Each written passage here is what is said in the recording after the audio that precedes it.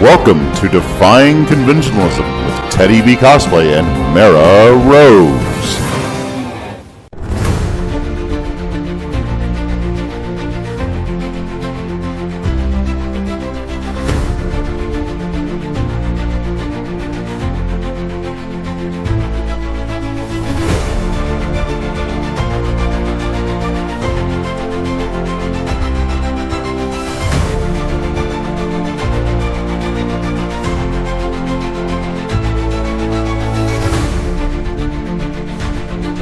Hey, cosplay crew!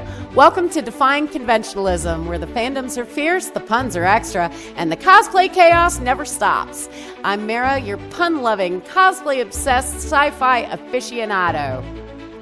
And I'm Tehdy B, serving sass and sparkle, and ready to make all your fandom dreams come true. Or ruin them, depending on the mood. Oh, we're definitely in a mood today, Tehdy. We've got a super special announcement for you guys. In fact, it's so special, we just had to bring in someone to really reign over the cosplay kingdom. Oh, this sounds royally exciting. Please don't tell me we're introducing another sassy space wizard or half-demon, half-human hybrid who thinks they're the next big thing. Nope, nothing like that. Actually, even better. Get ready to meet our official mascot and the new Empress of all things cosplay, fandom, and creative chaos. Please give a warm round of applause for Rory! What's up, fandom fam? Rory is here to rule the cosplay kingdom and bring the roar to the floor. You know, just your friendly neighborhood defying lion, here to put the spring in your step and the catitude to your attitude. So eat your fandom hearts out. Roar.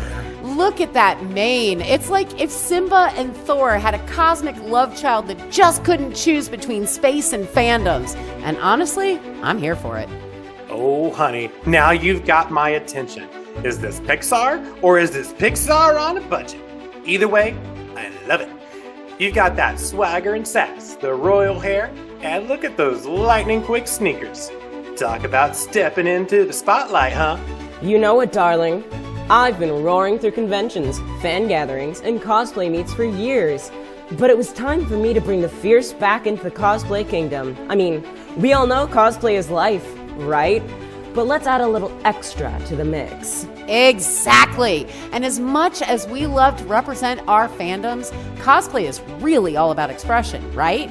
Whether it's a lion love child of space and time, a bright green lizard who's also a wizard, or that one Deadpool who always has chimichangas in every corner of their costume, you do you, boo. Yes. Do you as in show up in full over-the-top costumes and spend 3 hours on makeup that only gets ruined by the first convention selfie. The sacrifice we make for the art, darling. Oh, totally. And let's not forget the real cosplay sacrifice is that one wig that's always somehow in your eye. Or that wig cap that literally never stays on and ruins your entire Zuko cosplay. That's right. And don't even get me started on the back pain that comes from wearing Lady Spawn stilts. Or how about the Lady Deadpool mask that just won't come off at the end of the day without taking half your makeup with it? Listen, if you ever see me in my Sailor Pluto cosplay, you'll know that I didn't go for the elaborate details because they're comfy. It's because it distracts from the fact that my Wicked Witch of the West heels have left blisters the size of Hogwarts. Aw, see? This is exactly what cosplay is family. We all suffer together, we all support each other, and we all celebrate the fact that we're all weird, quirky, and extra. And that's what makes this community so amazing. Exactly. And that's why we brought Rory on board as our mascot. Whether you're into anime, comics, fantasy, or sci-fi, Rory is here to represent all of it. Because cosplay is about being bold, funny, and creative in whatever way speaks to you.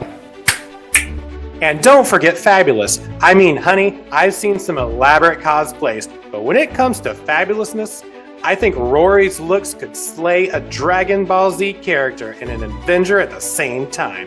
You're mixing fandoms, honey. I don't want to compete against Rory in the crown.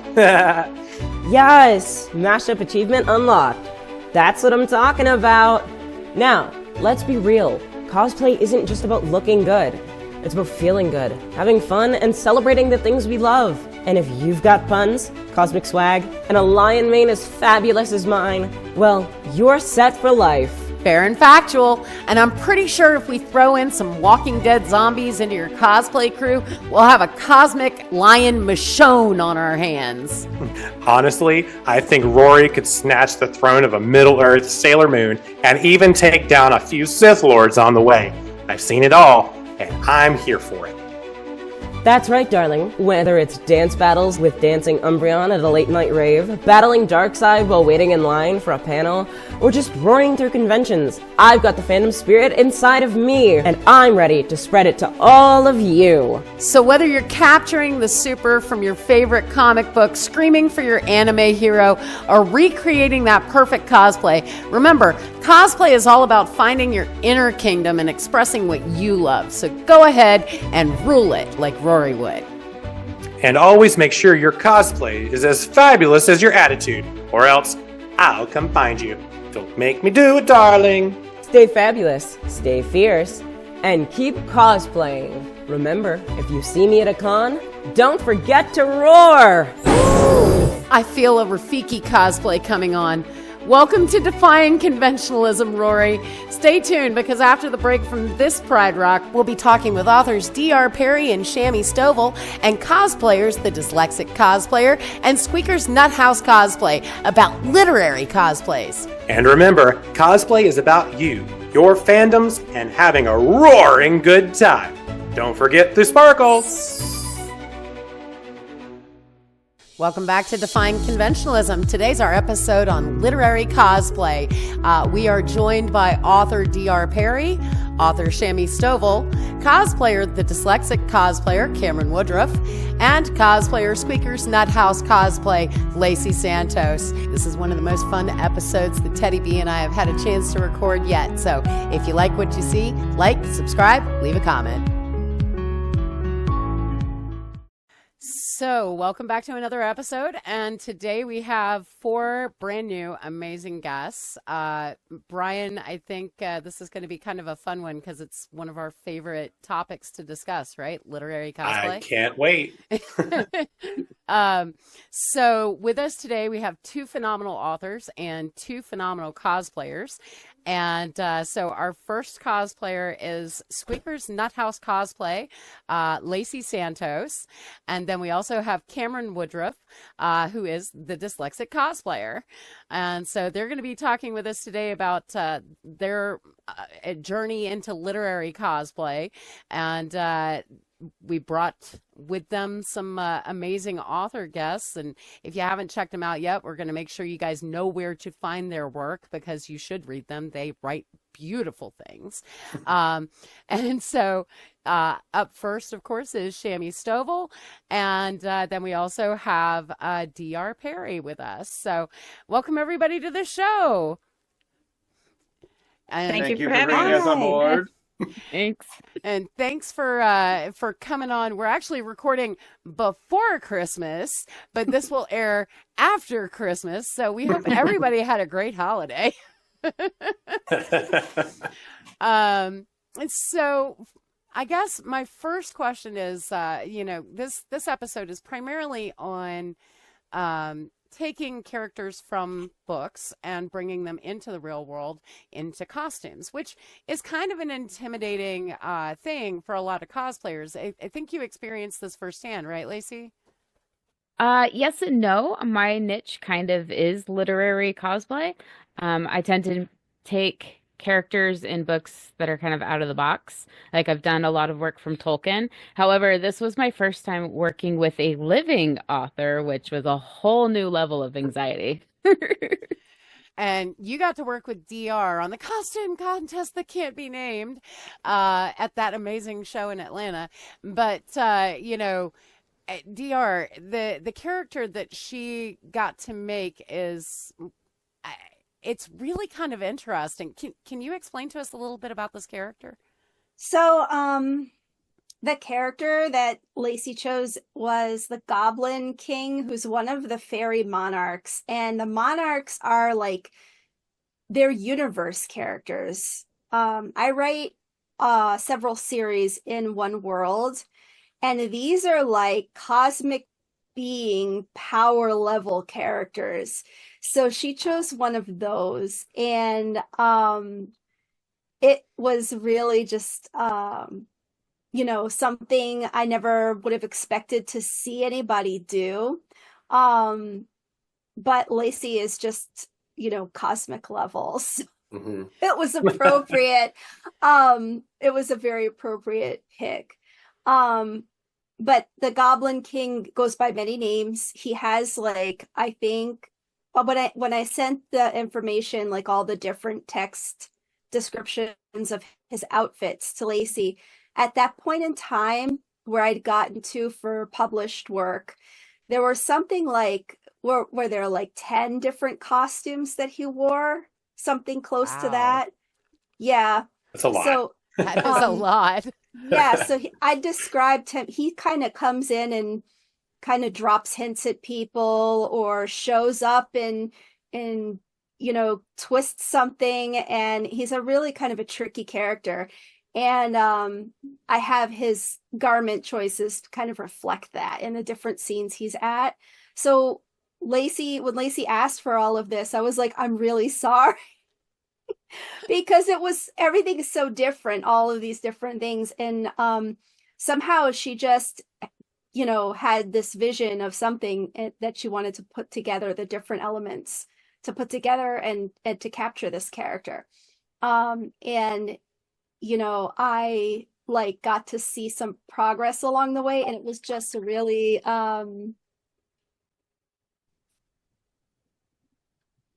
Well, it sounds like it was a lot of fun to kind of it was together. Well, it was beautiful. It was like this so when I was little, I was usually reading things. I still don't have very good eyesight.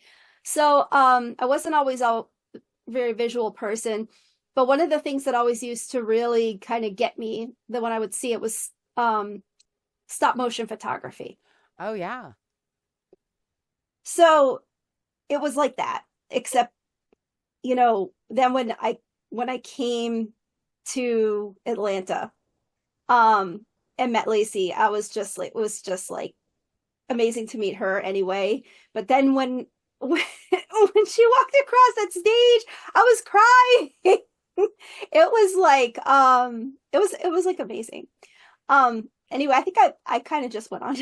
No, because it's really fine. interesting because now that you say that and how you really liked the stop motion, Mhm. looking at what Lacey brought to the stage, I see that. Now that I'm going back and looking at those images in my head, I see how that I don't even know if Lacey, if that you knew that or anything. But the way you depicted that character, looking at it from even up close or from afar, looks like it could have been a stop motion character. Well, It really did. you're talking about stop motion. It reminds me because Cameron's performance on stage had kind of this interesting back shadow. And so she was talking about stop motion and his whole interaction is with this other character that wasn't even on stage, but through the voiceover, you could hear all of it. And so now you're going to have to forgive me because I haven't actually read this book. And so Shami, can you tell me a little bit about the character that Cameron actually made? Because I have an idea based on his performance, but I have no idea if I'm right. So the series that he made a character from, I tell people is like Pokemon meets Harry Potter. Oh, that's cool. In the series, people bond with magical creatures, and depending on what they bond with is the kind of magic that they get personally. So if you bond with a unicorn, you might be immune to poison. And if you bond to a dragon, you might have fire powers. If you're bonded to a phoenix, you could heal. The main character is bonded to a nightmare, spelled with a K. And it's like a hollow suit of shadow armor. Which I just want to say, as someone who's dyslexic, I appreciated enough of that literary pun, even though I don't read so well. I approve. I Okay. love the pun. That's amazing. I mean, everybody knows I'm a pun person, right? It's awesome. Yeah, so Luther is a nightmare, and he is the like main creature that's bonded to the main character. He had an Arcanist before that he was bonded to, but he died, and so he bonds with Volk, and as a part of the book, they're searching for the killer of the first Arcanist. So he's a little bit more like dark and brooding, but like, you know, an Avenger Batman style character. He later in the series, so just like in Pokemon, a lot of the creatures can evolve, basically. They can have their true form. So a true form unicorn might be like the alicorn, you know, like with the wings on the unicorn and stuff like that. Right. Anyway, Luther gets his true form as a nightmare, and that's when he gets his cape turns into wings, basically. And the wings themselves look like stars or like the night sky, because it's a creature made of darkness, right? Mm-hmm. So Cameron made that character, and I think he did a fantastic job. It's great. He absolutely did. That actually Agreed, explains a lot now on the design of the wings to me, because I was like, that's really cool, but I wonder where he got that idea. Oh yeah, no, I read the character description when I was sent like the list of literary characters to choose from, and there were a couple. It was like, that could be fun. You know, I saw the Goblin King was listed there. I'm like, that could be fun. I could have fun with that. And then it's like a nightmare black suit of armor with wings of starry night sky, and I'm like, yes, has horns and clawed feet. Yes, this one. I want to do that one. Yeah, he gets me. That's awesome. No. I don't get you. You wrote the perfect character, and I went, I want to do that one. It spoke to him. I mean, I think that's really the key of it, right? For cosplayers, like the character has to speak to us. Like Lacey, you were talking about the fact that you've done a lot of literary cosplays, but you know, you've done mostly Tolkien characters and things like that before, right? Correct. And then of course, you know, we had Minos. I mean, Dante's Inferno, you know, that's a pretty epic rendition. At some point in this, I will just start throwing photos in of all these things. But, you know, basically, when you look at literary works and you go, okay, I want to do this character. What is it about a character in a book that grabs your attention and makes you just say, okay, this is what I'm going to do? For me, I like more obscure the better. Because then I can take my imagination into that world and pull elements from that world and make the character my own while still respecting the vision that the author had for that spirit of the character. So like with the Goblin King, she sent me, like she said, like 10 different references with different costumes, and I wanted to make all of them. But I was set to do a very specific one because that's what she submitted to the contest that cannot be named. And so I took elements from those other costumes to fill in the holes that I had with the description for this costume. For instance, the costume for this contest had a very ruffly shirt. And that's actually in direct reference to a different costume that this character wears in a different part of the series, where they talk about wearing a ruffly shirt. And I'm like, okay, so this character like ruffles. They kind of like the little bit of extraness there. And so I made sure that I had elements that reflected that in my design. So I wanted to be as true to the personality of the character while still making sure that the design that I'm making is showy enough and grand enough to look good on a stage with all the heavy lights. Hey, I was just impressed at your dedication with some of the full body makeup and stuff, because even if you're not under hot lights, that is a time commitment to get it to look good. So I was definitely like, okay, that is, because you sent me photos of when you were like prototyping stuff, and I'm just like, I'm impressed. So That and the Atlanta heat. It like getting through all that plus body paint, the stage, yeah. It's Body paint. It's so hard. so happy with how that body paint came out. I've never had to do body paint in that kind of a temperature or that kind of setting. And I used Mera on Paradise with I all love the it. skin barrier and the protecting stuff. And let me tell you, I went dancing at the bunny hutch for several hours after in full Goblin King costume, and my makeup did not budge. And okay, what was the barrier spray? Ben Nye. The bed knife. Good job. Yep. So I'm curious, what made the blue? Like, DR, why was the Goblin King blue? So, I mentioned he's a cosmic level character. There are 5 of those, and he has a direct counterpart. And she is like on the opposite color spectrum from him. So his skin has like a bluish cast to it. And it varies because he's it depends on the light and everything else that he might be wearing. Different colors, different lighting, and different surroundings kind of change how others perceive him. The word she gave me was Chalcedony stone, which is Yes. a blue lace agate, which Yes. really fluctuates in its colors. So I went with the lighter blue, and then I worked in a lot of iridescence and highlighters to make sure that my skin, if you looked at me from different angles, the color shifted and had that little bit of sparkle to it. She Yeah, did the crystals did contour. too. She did contour too that also reflected that, and I appreciated it a lot. But the opposite character is his queen, and she's like a fire opal. Oh, wow. So right. And then the other beings are from 2 of them are from a different realm, and they are not even bipedal. So it's like a whole other can of worms. See more creatures. I want to do them all. I'm sitting here thinking, right now, if somebody's watching this stream going, I need a good literary character and I really want to like make a cosplay that pops. I think DR just explained 3 in the space of 10 seconds. So I would definitely suggest checking out these books. I mean, Cameron, you made some really nice choices with the armor that you built. Shami, what in your description, or what in the descriptions that you wrote and everything, what made you choose the way that armor looked? Was it function? Is it form? Like, did it have a purpose? So in my description, I described it as full plate, like type of armor. But in the books, he's made of shadow. Like his armor is, it looks metallic, but it's dark. And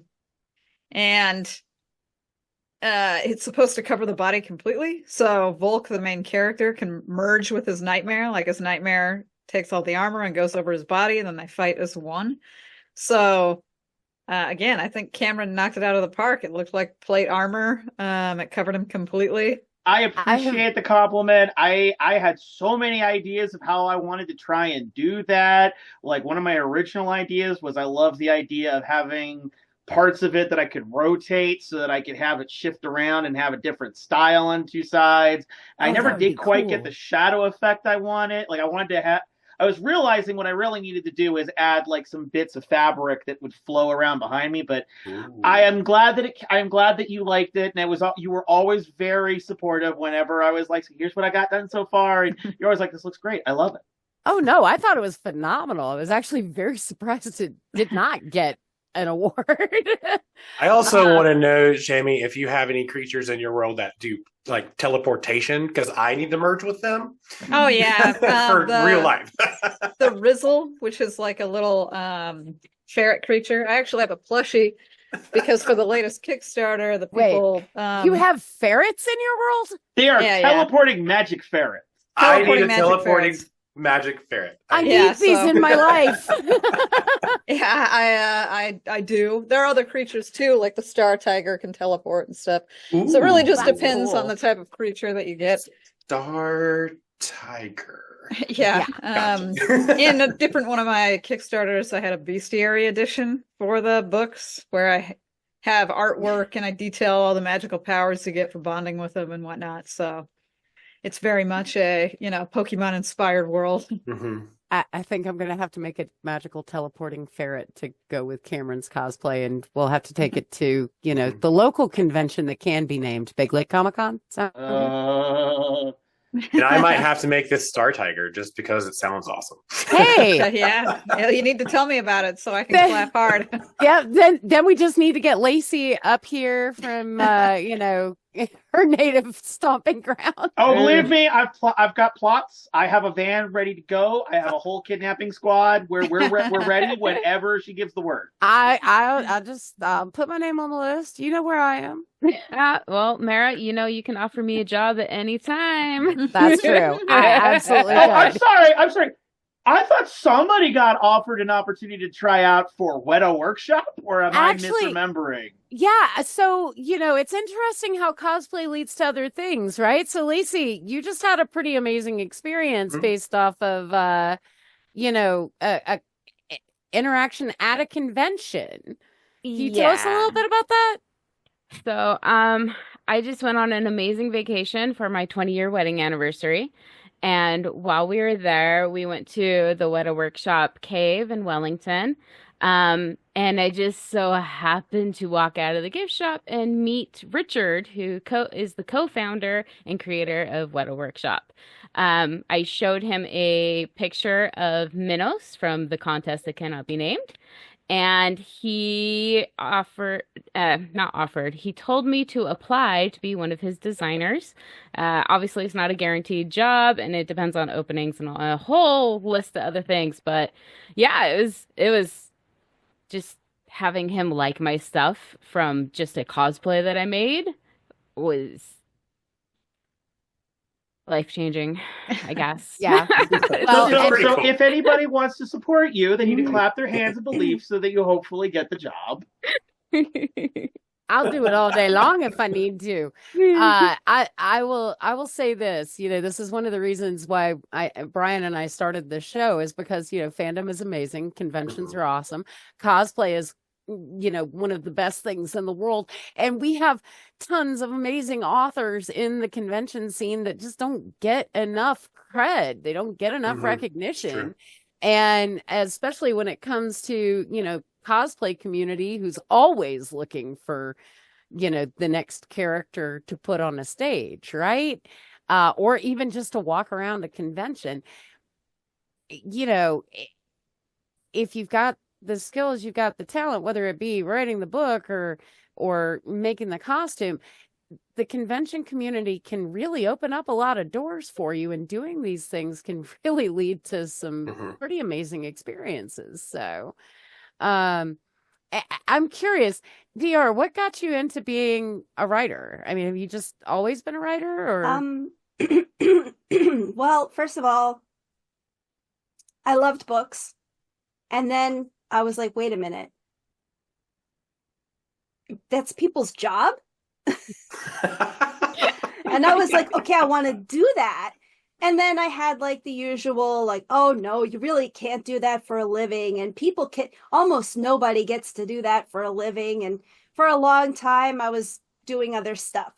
And then I had gotten given birth, and like you do, when you have a baby at home, you're up all night changing the diapers and doing the feedings and everything. And I have sometimes some sleep disturbances, so I couldn't get back to sleep all the time. So I started writing, and I hadn't written in a long time, and it kind of came back to me. So I was writing things ahead, and I was like, oh, I kind of have time to do this now. So I did, and I just didn't stop. I had a lot go on, and it's kind of a good thing I didn't stop. I had some health changes and stuff, and I'm still writing. So I might write about how I did that in the future, so that could be interesting. That would be really cool to read. But I feel like maybe it could help other people who might think, no, I can't do that, because how do I do that with brain fog? How do I do that with fatigue? How do I do that when I got a migraine. How do I do that when my eyes aren't cooperating? And I know all that. I know how to do that. So, No, I actually, you know, I can empathize quite a bit with that because, brain fog is not an issue that I've got, but eyes going bad. And yeah, like the older I get, the more things seem to break. What about you, Shami? What got you into being a writer? So I used to be an attorney, and being an attorney sucks. I Nobody used to be a paralegal. I will agree. Being an attorney sucks. Nobody goes to an attorney when they're having a good day. You know what Yeah, I'm that's saying? You true. always go when you're having a bad time. Yeah. It's pretty soul crushing. So, I used to D&D, like Dungeon Master, and That's I would awesome. make up my own settings and characters. And a lot of people told me that I should write books because my settings, my characters, the things that happened, everybody, like, they really, really resonated with it. So I decided to stop being an attorney, and my husband supported me while I learned the craft of being an author, basically. And yeah, that's what I do now. I guess I did it for 6 years where I didn't make much money, but then when I started making enough money, my husband also quit being an attorney, and then he joined me also being an author, and so we're now both authors. Well, that's Nice. awesome. So it's like a family business. Yes, you got it. So all you got to do is open your own publishing house and you're good to go. We did. Well, ta-ta-ta. Yeah. I That's the punchline. mean, it just seems like the most common sense thing to do, right? Yeah. It's been a great Awesome. time. My husband's definitely my soulmate, and I super duper love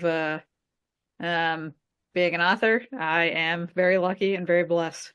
That's awesome. So, I mean, we've got some pretty amazing books and some pretty amazing cosplayers and some pretty amazing authors. So, Brian, I got a question for you.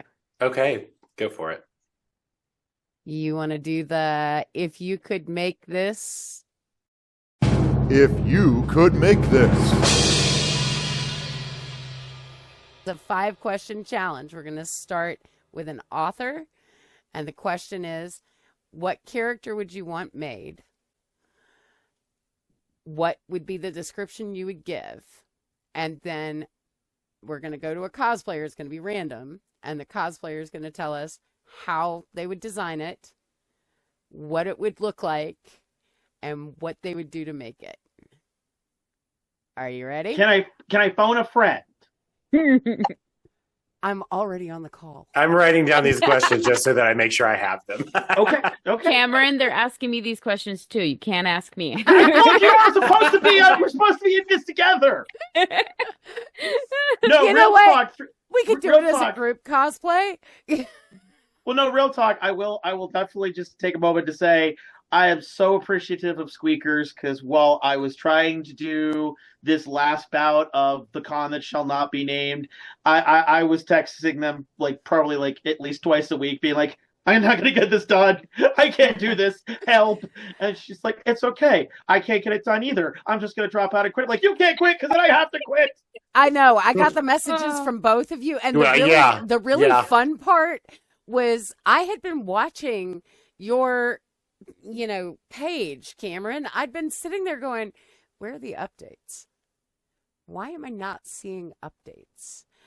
And literally the weekend before con, he posts in Paint. And I went, what? He's not done? I flipped my lid because I know how meticulous he is with his foam craft and with his, all of the seams are perfect and all of the Dremels are beautiful and, the sanding Are we talking about the same cosplayer here? Because I feel like we have very different opinions of my work, but okay. I've been judging. What him we for, see a is decade, different. I think. I don't know. And I'm sorry, I derailed the conversation. No, you're Let's fine. Go. You're fine. I'm You're fine. ready for this. I'm Okay. ready for this. All right. So let's go to Brian. Who are we going to for the author first? Let's go with Shami first. Whoa. All right. Yay! So, Shami, Who's the character you want made? Who I want made, like to see as a cosplay? Mhm. Well, to be honest, I really liked Luther, but I think if I was going to have a second character for my world, it would be Death Lord Demos, because he's the guy who's supposed to be wearing like bone armor. Like so again, everybody is bonded with a type of creature, right? He's bonded to an abyssal dragon, which is like a dragon of the underworld. And so he has like the ability to manipulate souls and other things like that. Like the most edgelord characters you could possibly think of, but super fun, super funny character. I mean, only funny because he interacts with kids at a school, and that's funny.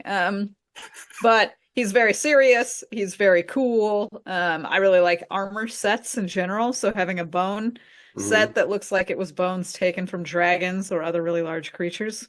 That's really would cool. be fun, like that kind of thing. So yeah, I would like to see that character brought to life. Okay. Yeah, this one's also interesting too, Mera, because both of our cosplayers could do this. I could see both of them doing this character, and even Lacey's just like, ooh. Well, I would be there. Say, Lacey, and that I got one my sounds hands like all you. prepared for clapping. You know what I'm Okay. saying? Like, So Cameron asked for a phone a friend, so I'm going to change up the rules just a little bit. Brian, you're going to pick who you want to see make this armor, and then whoever makes it, you are their phone a friend. Okay. All right. So, who are you going to pick for this one? I actually want to hear what Lacey would do with this. I'm really curious. I am too. Lacey's like, darn it, I didn't get Mera. He's better. I don't know. Oh gosh, my brain is spinning already. You said some of my favorite keywords there, which is evil overlord, bones, and armor. Like, hello. Gosh, there's so much you could do with that. Like dragon skull pauldrons or a dragon skull helmet. yeah, you got it. A really cool bone chest piece armor, or you could instead of scale mail or chain mail, you fill it in with dragon scale. Oh yeah. That could be so much fun. And I love the idea of the bonding and then taking over people. So I'd have to do some kind of swirly like magic eyes type thing to kind of play that off, or like a light sphere of magic out of the hands would be really fun. Gosh, like, do we have a cape option? I like capes, even though I know no capes. No. There is always room for capes. I know. I Just love not capes. next to planes. I mean, this is not the Incredibles. We don't have to worry about capes. It can be blood red, right? Go with the theme. There you go. Wait, can I do the whole thing like bloody red, like dripping blood too? I mean, you would be could. fun. Like freshly He gets made into a lot of dragon fights, armor. You saw the makeup she did for Minos, Yeah. right? Like the dripping blood thing is like she can really do that. I can. It's fun. I'm Yeah, also Lord curious. Demos would approve. I'm also curious how you would bring in the element of the funny part of that, because it's I'm just curious. So if you So for me, I think what would be fun is, you know how they have those magnetic snap-in plates for faces? Yeah. Is do a lower half mask, and he could just kind of pull him out for whatever mood he's in, and you could have like some, his angry mouth, and then you could have his like totally like bullshitting smirk. Or he could just take it off, and he's like, sorry, and be this little impy guy, and then put on his angry mouth, and he's like, rawr. I could see those on like tassels or strings or something like that. You just pull up a different one for each one, just have them all ready to go. Just, Yes. "Plop, there it is. Plop, there it is." Yes, that could be a lot of fun. Or you play up the funny in just your body movement on stage, because most of these have a small presentation factor, which I'm a bigger fan of just creating the costume. I'm a huge costume nerd. Once it's on somebody, I'm like, cool, you go do your thing. But it could be a fun way to play it up with just the body language or the music choice of whatever you do for your presentation with that to show the quirkiness of the character. But yeah, I'm seeing lots of foam armor, maybe some Warbler sculpting in there, lots of foam clay sculpting, which I love to do. Um, yeah, man, that'd be a fun one to make. Lots of angles. I'm seeing lots of angles. Oh yeah. Yeah. Now I'm also in my head now thinking of like audio for that I would use for that, and I would like use like a classroom setting using a classroom bell going off, like, all right, kids, time to sit down, and you have this giant like evil overlord Oh just my coming God. in. It's the It's teacher. Story time with Dread Overlord, whatever his name is. I love it. That's awesome. Yeah, Brian is definitely the one to go to help with performances. I will keep that in mind because Yes. that is one of the biggest areas I need help in. Mhm. I love putting stuff together. So. He's pretty amazing at it. All right. Okay. So, DR, what character would you like to see made? Well, there's a particular character I kind of have a soft spot for. He's recurring since he appeared in Gallows Hill series. And this is Mavis, the main character, her brother Crow. He's like, when I wrote this description, it was a few years ago.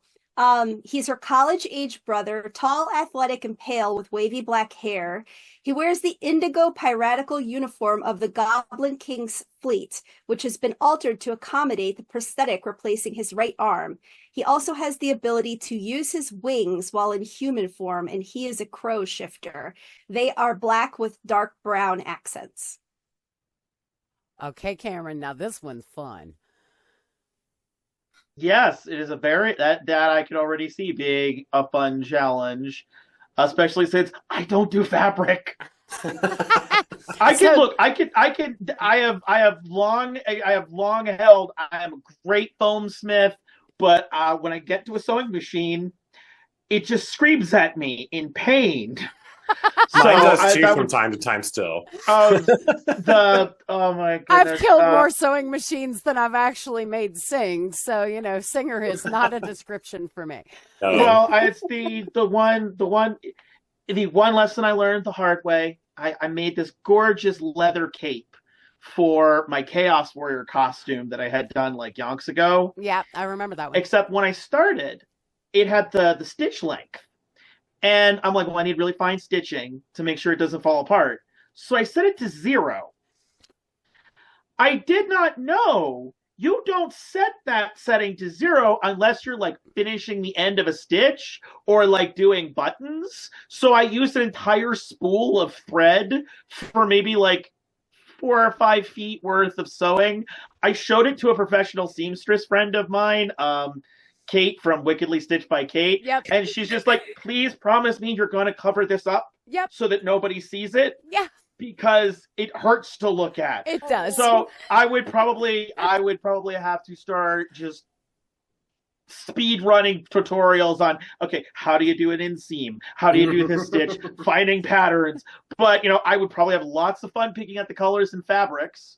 And also crow wings. You had me at wings because having finally figured out how to kind of do vaguely mechanical moving wings, they're a nightmare, but they're a lot of fun and they let you do some fun stuff, especially for the feathers. I could easily get away with some very nice thin foam and layer those over, and then I could paint them.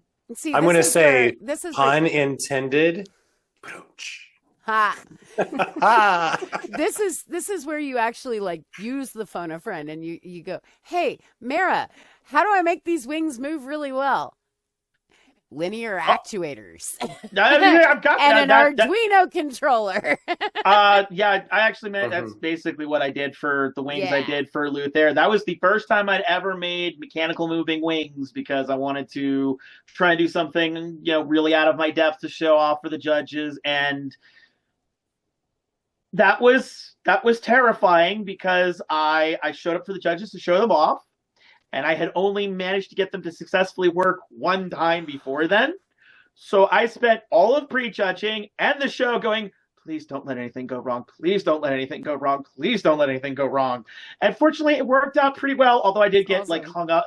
If you watch the video of my performance, I got hung up on part of the curtain because I had them spread out to come on stage, and it was definitely one I did not account for the curtain that was hanging there on stage. Yeah, I actually have experienced that firsthand because Shade and I did the steampunk gargoyles.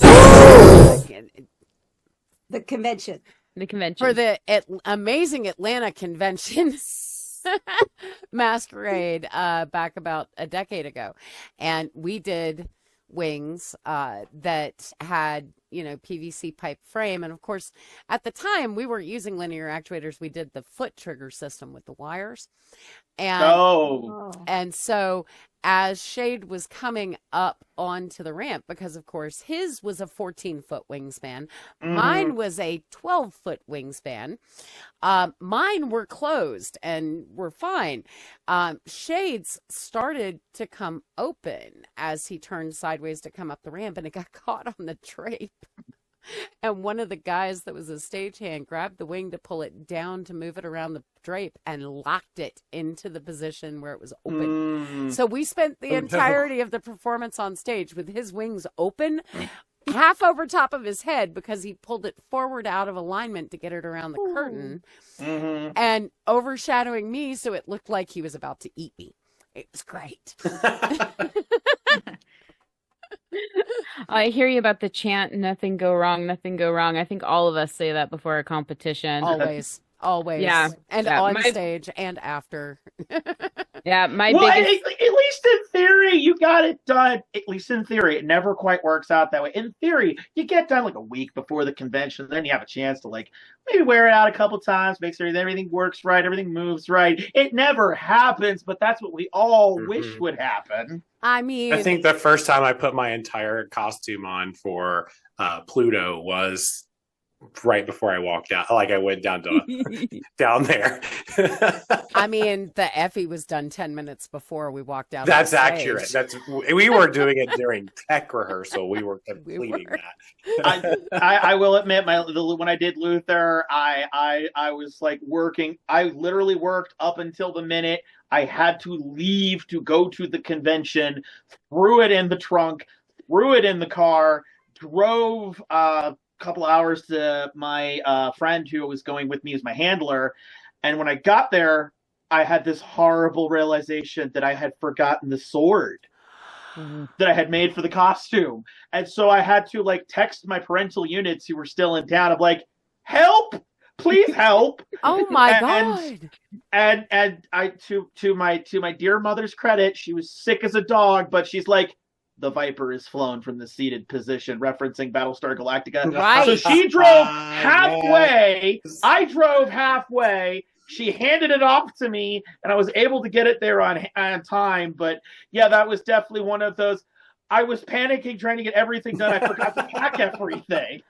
And like, fortunately realized when I still had time to do it, because that was the thing. I got there, I'm like, maybe I can just buy a sword at the convention that'll work, and nobody will know. No, they'll know. They'll know. Lacey, I also saw like when the description of that was coming through, that you kind of had your brain was also kind of going. Is there something specific on that cosplay or that character that you'd be really interested in making, and that you already were like, ooh? Well, the idea of the whole Pirate King had already come up for the Goblin King, and so there was I literally have so many drafts of this costume, and the first 6 were piratey.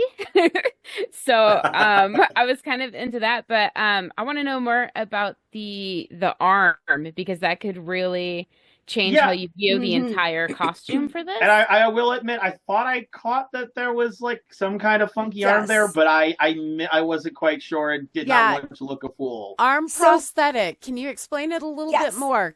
So Cornelius Merlini is a former miscreant. He doesn't come from a good family at all, and he and his sister end up becoming big cycle breakers, but not without a lot of attrition in their personal lives.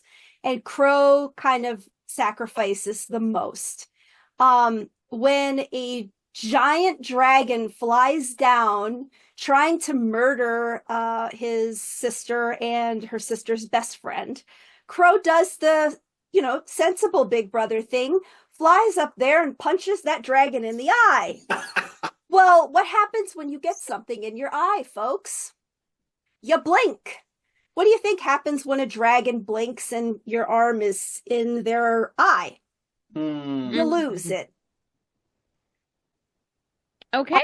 Okay. Well, Crow might have died there if it hadn't been for my editors berating me severely, and I'm very still alive. Oh, I am sure there are many authors that are like, I'm very glad I have an editor because sometimes they are right. Sometimes they are dead wrong, but every now and then they have the right. They have a good idea. Just curious, have the editors ever cut anything out that you guys have gone?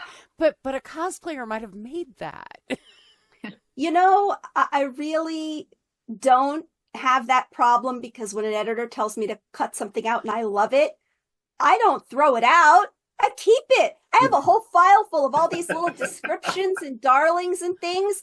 And honestly, you can't use them if you're a cosplayer and you're doing a contest that requires textual evidence of what the character looks like, right? Because it's not in print.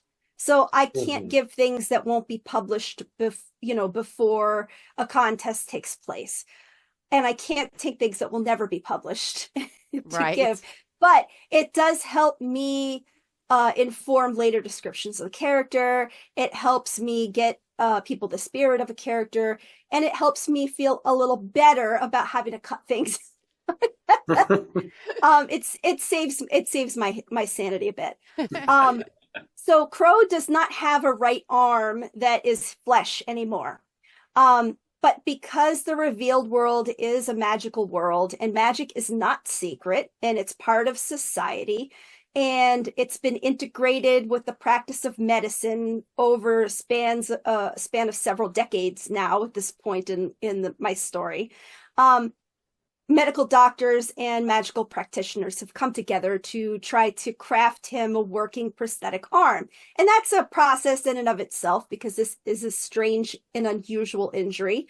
But by the time he's at the point where I write this description of this costume, he's got a fully functional magical prosthetic that is capable of channeling magical energy through it, as well as having functionality with his hand. His sensation isn't so great, but he has good hand motor skills with it. Okay, so see, that gave me so much more information that I needed for this. Me too. So I was gonna say, I think the biggest thing you can ever do for a cosplayer is details, because it makes it so much easier to figure out what to do, how to plan, and get ideas in your head. So we're going to run the gamut. We're going to start with Cameron. What would you do? Then we're going to go to Lacey. Then we're going to go to Brian, and then I'll finish it. And then we'll go down to Shami and find out what characters she's had cut. All right, Cameron, how would you do the prosthetic? Oh, that's just cheating.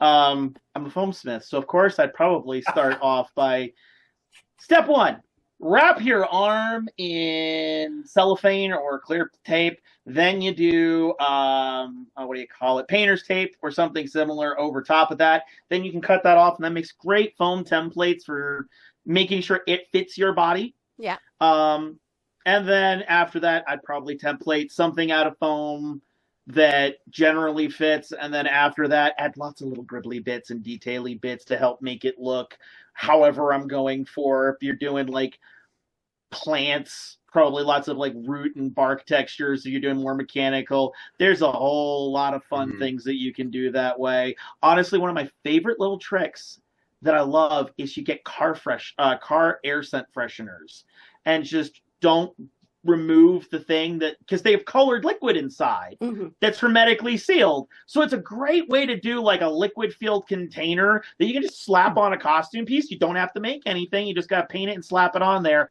And it's, like I said, really great for just because, again, it's hermetically sealed, so you don't have to worry about anybody's allergies and stuff. So yeah, that's probably how I would go about doing it. Oh, and yeah, you get a glove and do fingers, do mechanical fingers, which I will say, I felt so much better. I have friends who are in the SCA, and they're like, yeah, when you do like fully articulated fingers, that's like a mastercraft level blacksmithing project in the SCA. And I'm like, Yes. thank you. So I'm not crazy for being like, why do I Not keep doing this? crazy. It's so hard. No. Yeah, I ran into that with an armored Pluto version. I love doing Sailor Pluto from Sailor Moon.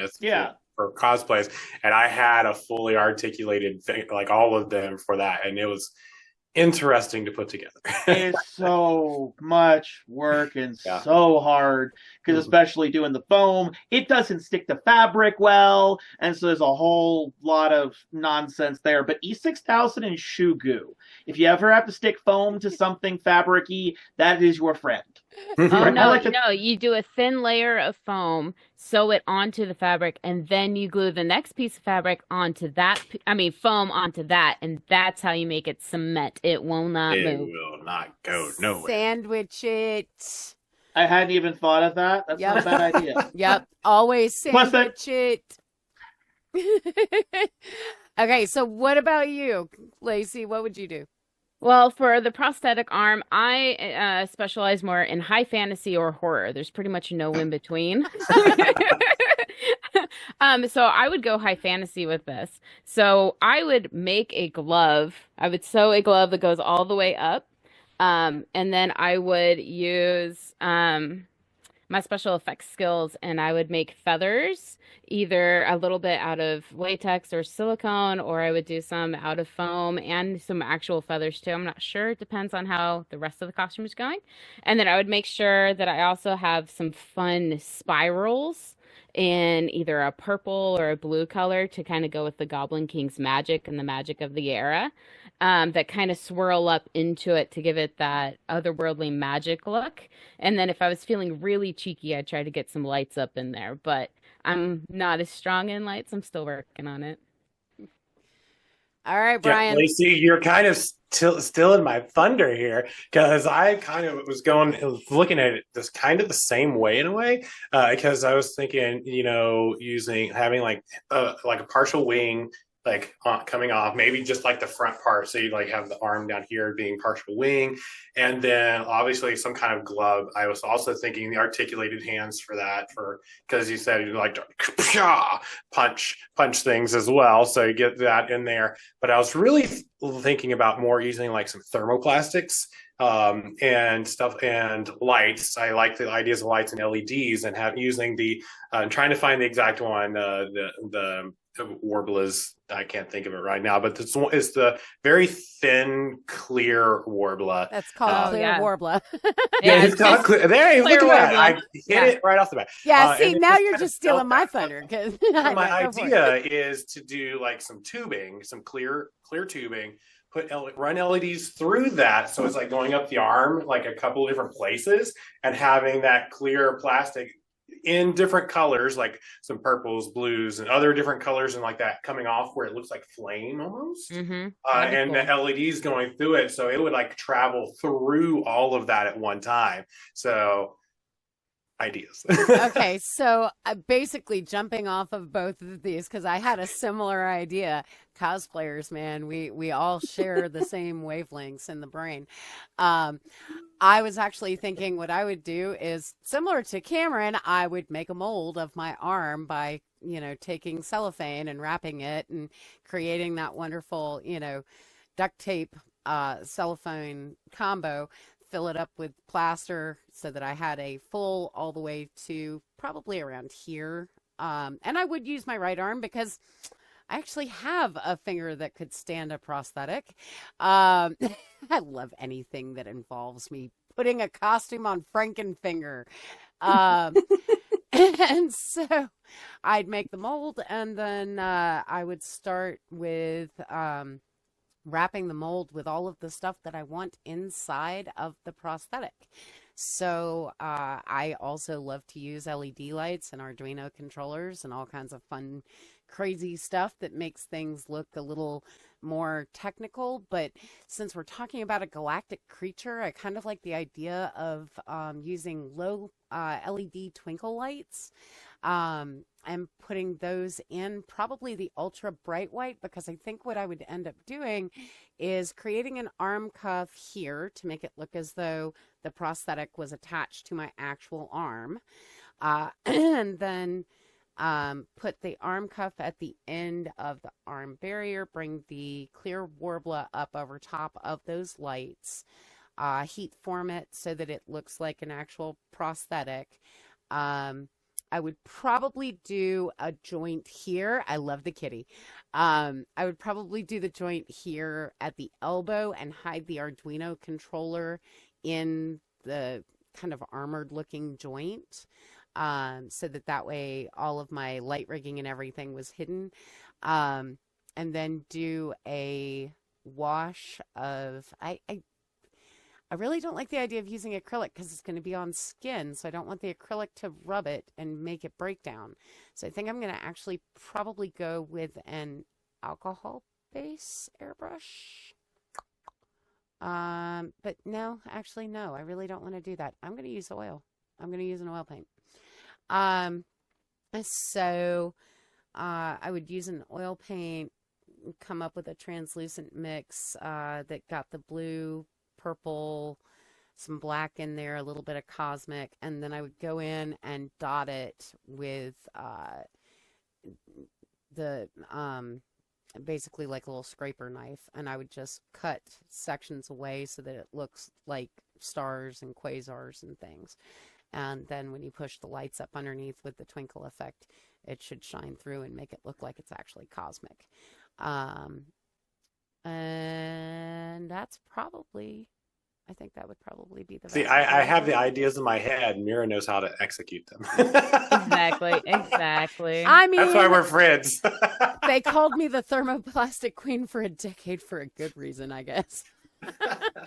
I do thermo, Cameron does foam, Lacey does everything, Brian does fabrics, and yeah, I mean, we just have a lot of fun with it. So, all right. So, Shami, tell me, like, what character description or character in itself did your editors make you cut that you were like, no, that we might be able to build a cosplay out of one day? I don't think I've ever had a description cut out. I guess I don't have editors as fussy pants as to be like, this was too many lines to describe a character. Well, I mean, it is easy when you have your own publishing company to be like, you know what, my editor didn't agree with me, but seeing as I am my own editor, I will override their decision on this one. Well, I still have editors that we pay at a publishing house. That's true. Yeah, and I've worked with other publishing houses before too that have their own teams of editors. Yeah, never have we ever had an argument over the singular line of description is too much or too little. If there have ever been any arguments, it's always like plot based, or maybe you should remind people what happened in book 2 here in book 5. Does that make any sense? Yeah, no, that makes absolute sense. Yeah. Yeah, so I apologize. I can't give you oh man, what a cool description that was cut, because that never happened. Give us a cool character description. We'll do one last one, 1, 2, 3, 4, real quick, and then we will sew this up and have you guys let everyone know where to find you. I guess in my books, I had other types of nightmares. I guess I'm going to just go on the theme of armor, but not all nightmares look the same. Like Luther had his own look, but there was another nightmare whose name was Thurin, who had like a cape made of feathers that I liked. And there was another nightmare that kind of looked like a wizard that has like a wizard cap, and then also had armor. So it was some sort of like night mage. I like things like that as well. I call dibs on Battle Wizard. I was gonna say everybody loves Battle Wizard. Yeah, we know a cosplayer named Night Mage. This actually sounds like it's right up his alley. It sounds just like up his alley. Yeah. Yeah. So nightmares, they take their form. So nightmares are only born when a ruler is assassinated. So when their blood mixes with their shadows, that's how the nightmare is born. That's kind of cool. And so the nightmare looks like the ruler a little bit, or takes on some of the ruler's personality, which is how we got the mage knight, right? And I had a different nightmare that had like dragon scale armor and had like dragon kind of stuff, because the queen that was assassinated was bonded to a sovereign dragon. So yeah, I could go on. I've got lots of those types of things. Infinite, not infinite, like 13 different variations of a nightmare that I find very Just cool. 13. I mean, Yeah, just 13. we now You got have me a at all cosplay. the dragon armor. We got 4 here. We need to find 9 other cosplayers. We can just do the whole. Yeah, the whole set. We'll just make them all. And we'll call it the Fellowship of the Nightmare. Yeah, there you I go. actually like that. You guys got I it. really like that. Oh my god. I think I'd this be is going there. to have to be a thing. Now, I do have to ask that is a therapy kitten, right, Cameron? No, she's my house cat. Oh, I was going to say, because she needs She doesn't to have a come- job. No, but she should come with us because she's adorable. No.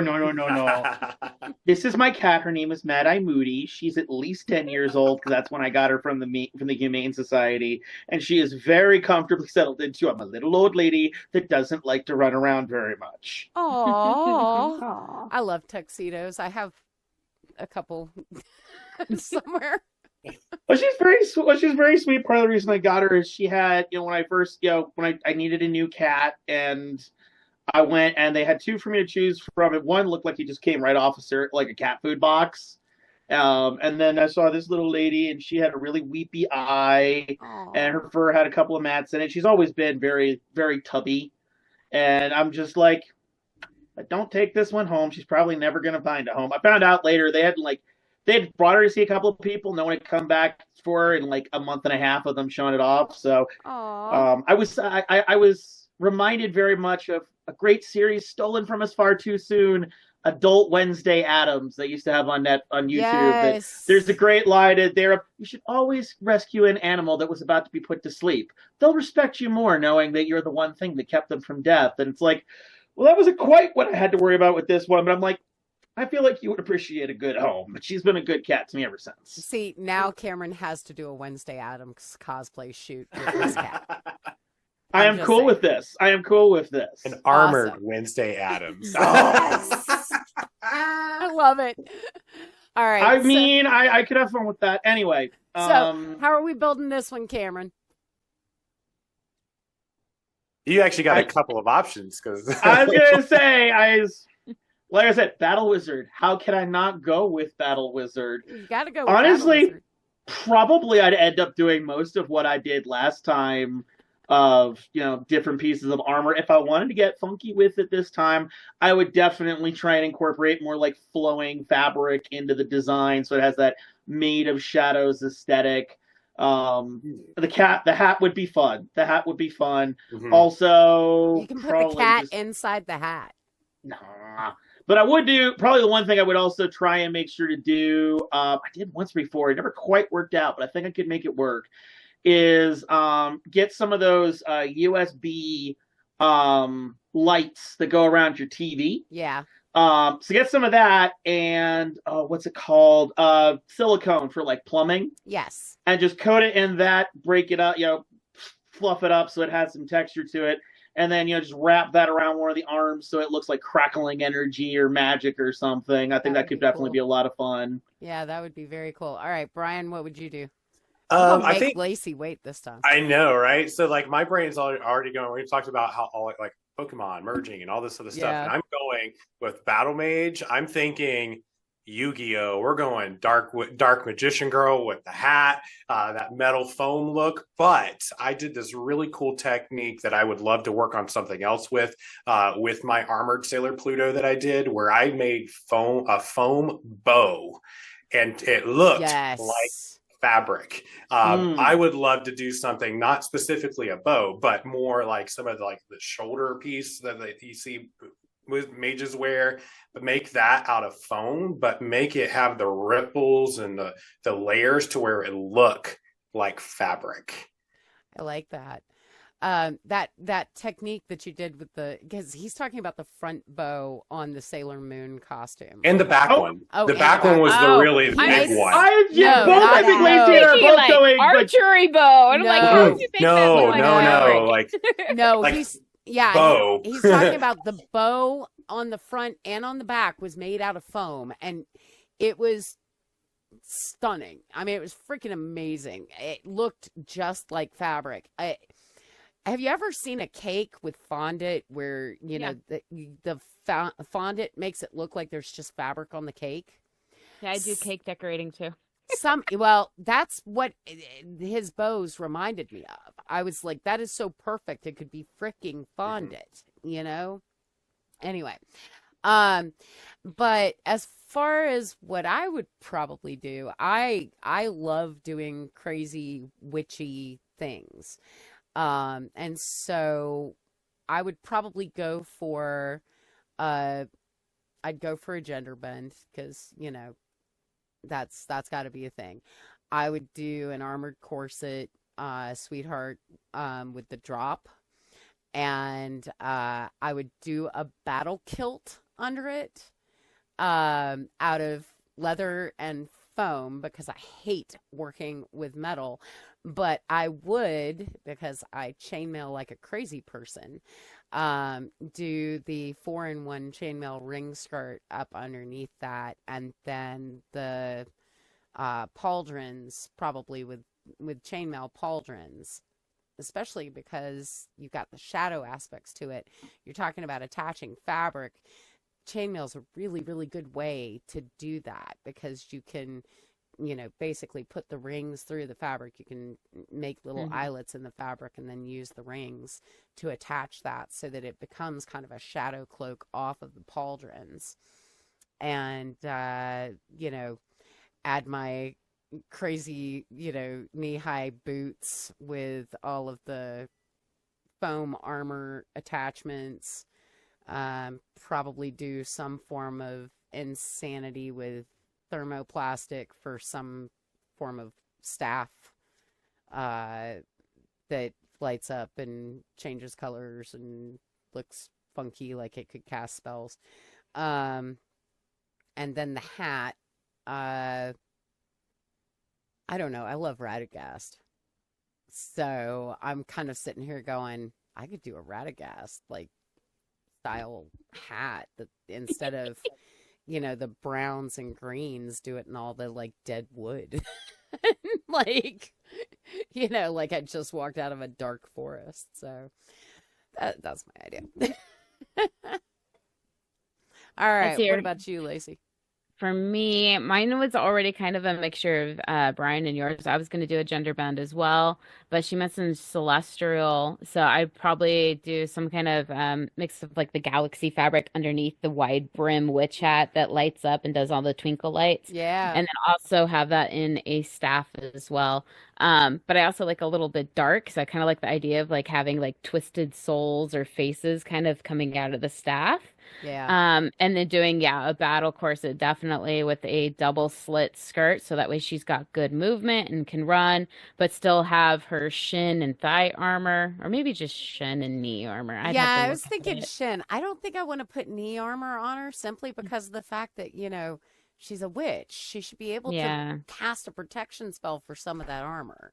Yeah, I feel exactly. like joints should be pretty much magically protected. I don't know. Yeah. And then fabric, instead of your leather kilt, I was thinking more of something real flowy, so more of like a black organza or a mix of blues and purples and black organza, so it's super flowy, it floats, but then you've got the contrast of the hard armor as well. And with the armor, I'd probably do like a galaxy like scattered pattern on it just for a little bit of extra texture and depth.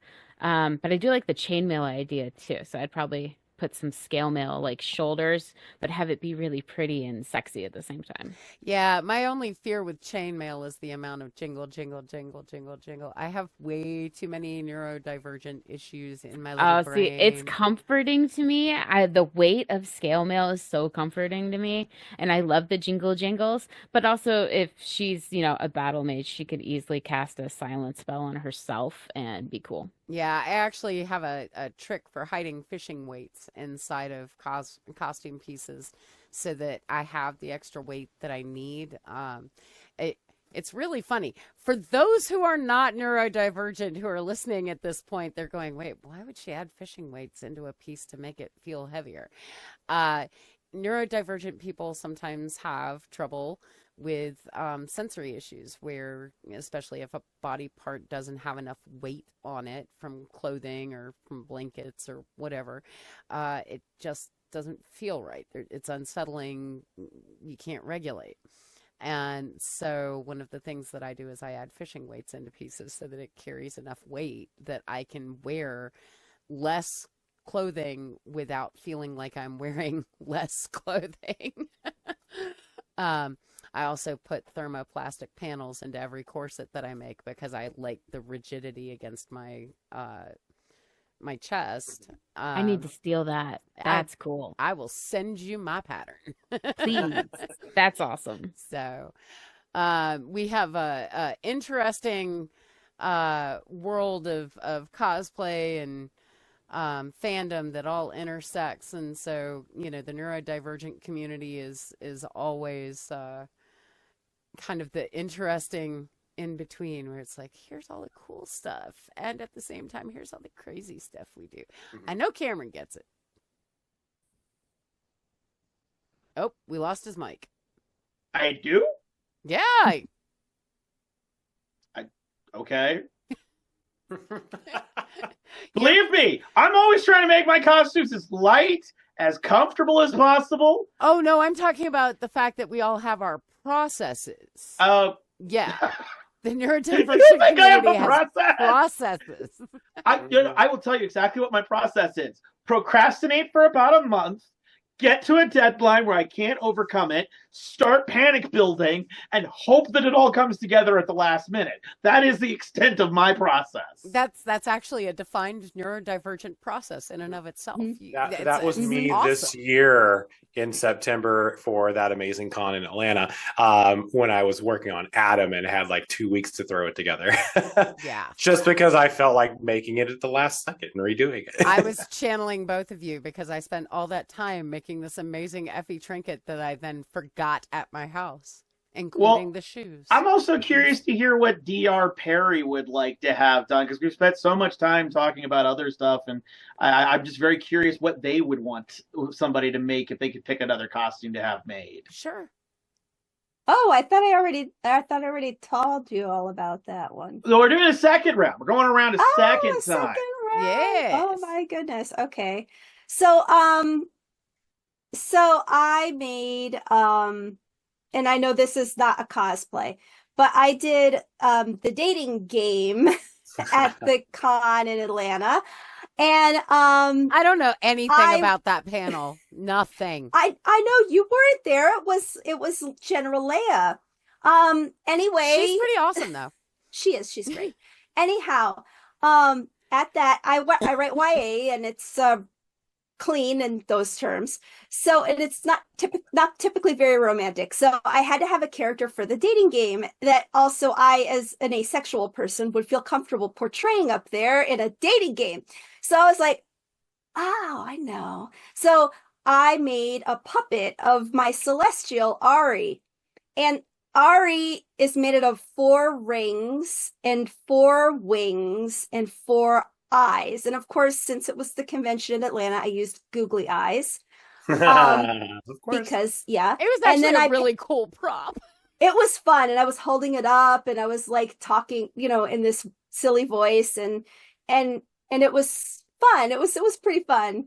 I was giving very silly answers, like I didn't understand dating, which, I mean, yeah, okay, I understand that I'm married and have a child, but I still kind of don't. But it's okay. Anyway, there are other Celestials in this series, like Ari, but differently configured. And I would love to see somebody portray one of those celestial beings in some way. I'm not sure how possible that is, because they are, well, her mentor is Ira, and he's a giant purple globe with rings crossing him, going around in circles with eyes all over them. So, I mean, how do you do that? I don't know, but you all are brilliant. I do. I know. Okay. Because you're awesome. So we only have about 5 minutes, so this is going to be a very quick wrap up. All right. What you got? Speed round. You make an entire globe out of hoop skirt type material, and you would make a whole globe around that, and you covered it in purple fabric, and then you would just cover it with the details. And I definitely need to do googly eyes now with that, because I can show you how to make the world's biggest googly eye, because I actually made one and took it to and lost it. Oh no! Yeah, You said the name that must not be spoken, you fool! I will bleep We're gonna have to that. edit Cut that something part. in there. That shall not pass. I will bleep that. The editing I'm process. the one who did it. Anyway, all right. What you got? What you got, Oh. Brian? So, I honestly, right now, off the top of my head, I don't really have anything right here going. So like, I'm sure given time I could come up with something. Just we don't have time for that. Okay. What you got, Cameron? that one I'd have fun. Actually, that one, I was hearing it. It's like, how the hell am I gonna make this? But honestly, probably what I end up doing is making a couple of rings out of plumber's pipe, and just make a really upscaled version. And then it's a coin toss if I try and hide myself inside of it, or just make it very clear I'm just wearing this. I'm in all black. Do the stage ninja thing. For the eyes, though, I know me. I would try and go a little overboard and get this is a great suggestion I got from some wonderful folks I work with at a makerspace. You can get the round LED screens Yes. that they use for like smartwatches and stuff. I would totally do the eyes with those and have them rigged up with a video loop so I can have them looking around and blinking and doing stuff. If I Nice. got really crazy, I might try and rig up like eyelids that open and close, but I've already tried doing those for a few costumes and realized like that's a lot more of a challenge than I would want to do just for fun. So. Yeah, the robotic triggers on those can get a little crazy. I really like that idea, but I think what I would do is go with clear PEX pipe instead of going with the the regular plumbing tube. But I would probably do that, and I would run lights through it, so that way the whole light or the whole tube could become a light up tube, and maybe run it on a rainbow pattern or something, just because I think that would be cool, and I love flashing rainbows. And then the world's largest googly eyes, must be 18, please sign here. Anyway, alrighty. So I hope you guys have had an awesome time tonight. We've had a lot of fun talking with you guys. We're gonna run from corner to corner here and make sure that everybody knows how to find your books and how to find your cosplays and what conventions you're going to be at, so that they can come see you. So, DR, let's start with you.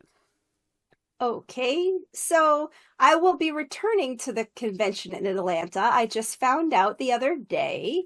Yay. So you can find me there in person. I don't do a lot of in-person events. Dragon Con is accessible to me with my wheels, so I do that one. I have to bleep that, but that's okay. The convention in Atlanta is accessible to someone with wheels like me, and so I do that one. Yay. Okay, cool. You can find my books on Amazon, but also you can find an entire list of them so that you can see how they are in chronological order and by series on my website. It's drperryauthor.com. Awesome. And we will put a link to that on the website as well. And Shami, where can they find you? They can find me anywhere that books are sold, really. I have audiobooks, normal books, ebooks, all of them. I have a website, ShamiStovallAuthor.com. I'm on Amazon. I'm in the library system. If you guys, use Libby or anything like that, you can find my books there. So yeah, there aren't that many authors with the name Shami. So if you just type in Shami, you find me pretty quick, especially if you pair it with author. So yeah. Anywhere. I also have every social media that I know of, but I'm also not that savvy, so I might not know some, but Well, I if you're try to be not- on all of them. If you're not on Blue Sky, come join us there because Oh, I'm on Blue Sky. I'm on that's Blue where Sky. this podcast is. Okay, yeah. All right. So, Cameron, what's the next con you're going to? What's your next big build, and where can people find you? Hello, you've reached the brain of Cameron Woodruff. At this time, he has no clue to the answer to your questions. Please leave a message after the beep. Con, not a clue. I have had too many. Let's just break this down for you. The first time I went to the con that shall not be named, I got invited. My grandfather died. I had to move house and build a house to move into. Then when I went the second time, my grandmother died. Oh my gosh. After I got invited. Yeah, no, I was like, that's part of why I'm like, I'm not going to the con that shall not be named for a little bit, because it seems to be spectacularally fatal for my family. I think this is a good choice. And I was going to say, and I'm still working on building said house. So, yeah, I'm kind of hoping for like this next coming year, 2025, just focus on the house and maybe do some projects here and there for fun. But I think my next 2 big builds, it's going to be back and forth. I want to do a remake of my Lucas the Trickster costume. That was one of my first big builds that I did like 6 or 7 years ago. And yeah, I feel like I could really do a much better job now with the skills that I've learned. The other one I'm working on is an original character from a Warhammer podcast that I follow called Adeptus Podcastus. awesome. It's called Remelays. He's a techno priest, got a dinosaur skull, lots of mechanically bits that I'm looking forward to having fun with. So yeah, there's that. And where can you find me? I'm mostly on my Facebook page is probably the one I update the most. That's the Dyslexic Cosplayer on Facebook. I have a YouTube channel called the Dyslexic Cosplayer. And yeah, that I technically have an Instagram, but like I've got too much on my plate to be bothering with the social medias things. It drives my sponsors nuts sometimes. That's me. I totally understand. I have too many social medias. All right. So what about you, Miss Squeaky Squeaks? You can find me at squeakersnuthouse.com, and you can also find me on the Instagram, the Facebook, and the TikTok. All at Squeakers Nut House. However, I'm not super active right now due to other things going on in life. And where you can find me next is I will be guesting and being a cosplay judge at ATG Expo in Waco, Texas. And that is in June. And then I will be at the convention that shall not be named, of course. And I might be judging again there. So the last 2 years I've judged the contest The Evening at Brie there, which has been amazing. Awesome. But I'm trying to decide if I want to enter this year or judge again. So I have to decide. And then after that, I will be at Giganticon in Texas with my vendor booth and possibly as a guest. We're still in negotiations. So we shall see. Next big builds. Problem is I always have about 6 to 12 being worked on or in the plans of. I think that's everybody. Yeah, that's Yeah. So I'm doing a quick Dark Iron Dwarf from Blizzard World of Warcraft, and that's going to be a fun, just quick kind of get things going since I haven't done anything since the last convention.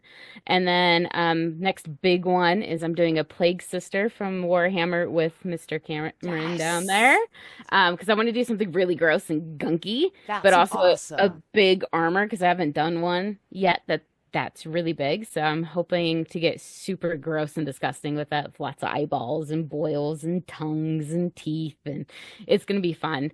But on the flip side of that, the next other big one that I'm designing is I want to do a high fashion evil queen Balrog from Tolkien.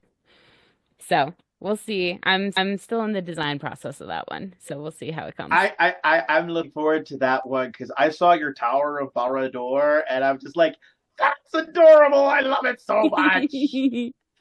I've got to figure out what I'm going to do for Evening at Bree this year. If I'm going to be in it, I'm thinking of doing a fell beast with high fantasy armor, but also the wings and a beautiful dress and headpiece. And if I'm just judging, then I got to find something easy to sit all day in. Yeah. Well, I know Brian and I have decided to take a little bit of time off from running and judging, and so we are now. He's already back in competition mode, and I'm weeding through the last decade of okay, what exactly do I want to actually build now that I'm going back into building? So yeah, I'll be actually competing internationally next year for the first time since Yay! 2000 something. It's been a long time. It's been a hot minute. Oh, So, are we still doing Vikings at the convention that shall not be named? We need to go back to that conversation. that is a group that I really would love to do. So yeah, I mean, if everybody's going to be down there, I think we should definitely do Vikings. Because I got a Lagertha that I really want to put together. See, and I want to do a Viking but Rohan style, so Ooh, I like that. I can't help it. I always go back to Tolkien. I can't blame you there. All right. Well, thank you all for your time and for coming and hanging out with us. I hope you guys had fun. I hope you'll come back someday. We got tons of other shows coming up on the horizon. And hey, Brian, take us out of here. All right. Thank you all for joining us. We're going to see you all next time. Oh, wait. Wait. Did today's the 28th that this is airing? I think so, Brain. Happy birthday to you. Happy birthday to you. Happy birthday, dear Brian. Happy birthday to you. Yeah, it's my birthday. Well, we won't tell everybody how old you are, but you'll always be younger than me, so you're good. That's fair. Growing old is inevitable. Growing up is optional. Mm-hmm. I That's like true. that. I haven't because quite hit either of those. I'm still 19 in my own mind. I'm good. I think everybody secretly is until they hit like 25, and then they think they get it, and then you get a little bit older and realize I really didn't know anything at 25, did I? But anyway. I'm Yeah, 47. this coming I'm from- still 19. I was going to say, coming from Cameron, who I think is the baby of the group here. Wait, how old are you? Don't worry about it. From the mouth of babes comes wisdom. This is why I write YA. There you go. All right. All right, Y'all gang. have a Catch you on the wonderful flip flop. evening. Take it easy.